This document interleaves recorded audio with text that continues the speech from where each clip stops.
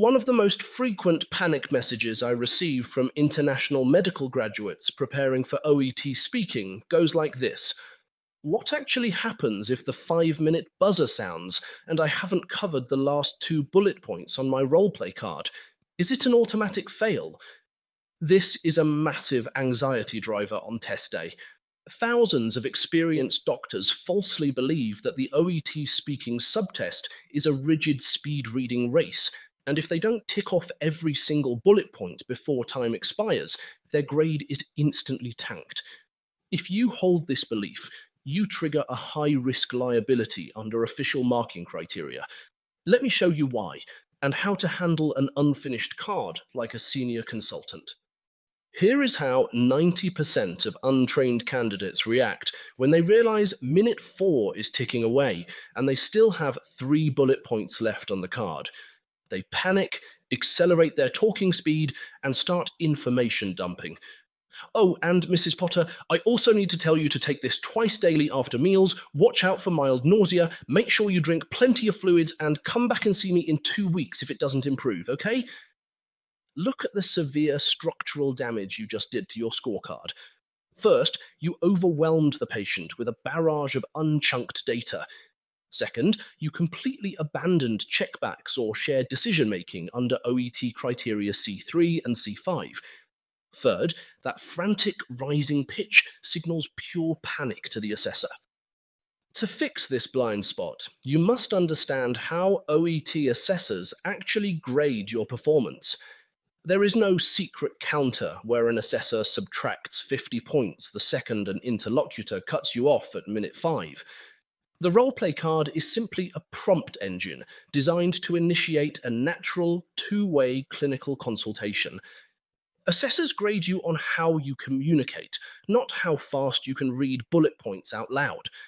A candidate who covers 4 bullet points with absolute clinical authority, structured signposting, and active patient engagement will easily secure a grade B or A.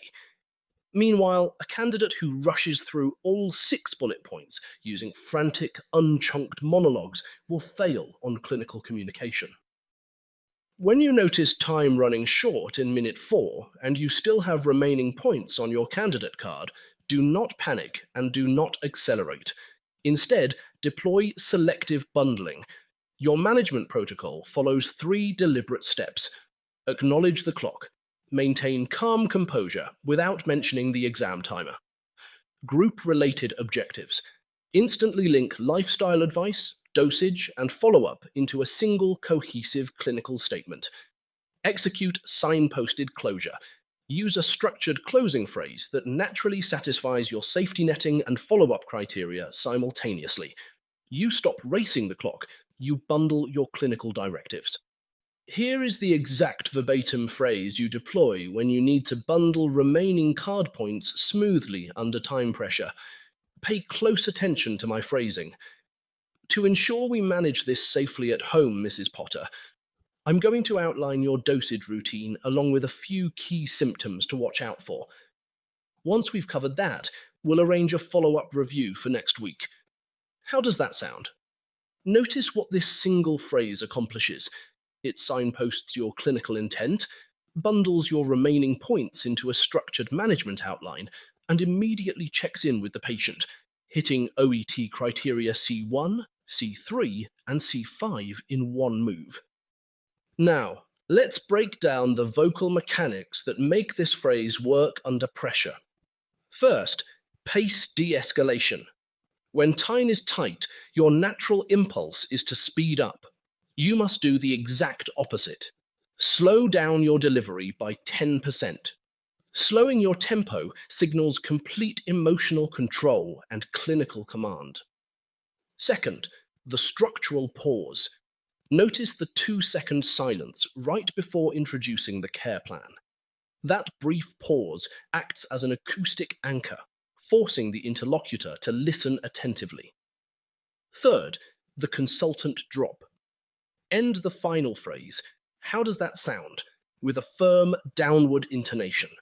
Never let your pitch drift upward like a nervous question. Downward pitch projects senior consultant authority. Selective bundling will protect your score if you run short on time in Stage 3. But here is the hard truth. If you are consistently running out of time on your card, the real issue isn't Stage 3, it's a timing leak in Stage 1 or Stage 2. If you spend 3 minutes taking a long history, you leave yourself zero buffer for management. Now, I want to hear from you. Drop a comment below right now. What is the single card scenario or timing snag that causes you the most stress during practice? Leave your answer below. I read every comment and address them in upcoming teardowns. Stop guessing your consultation timing under exam pressure. Click the first link in the description below right now to run my free 60-second timeline integrity audit. Select the structural habits and timing slip-ups you currently experience in practice, and the diagnostic matrix will calculate your exact risk of test day timeline collapse, giving you the precise steps to fix it before you step into the exam room. Click the link below, run your audit now, and I'll see you in the next diagnostic.